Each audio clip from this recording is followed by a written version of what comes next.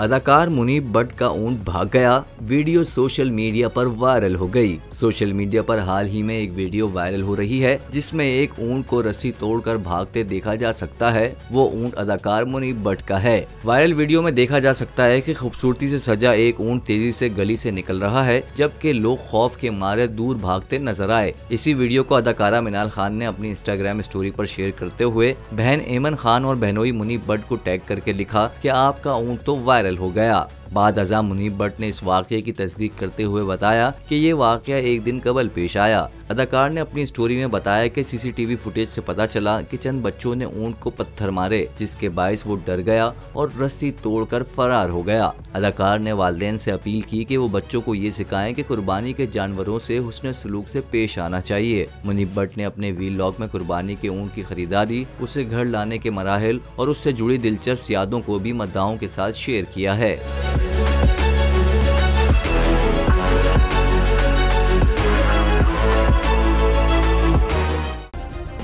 Subscribe करें और bell दबाएं ताकि कोई खबर रह न जाए।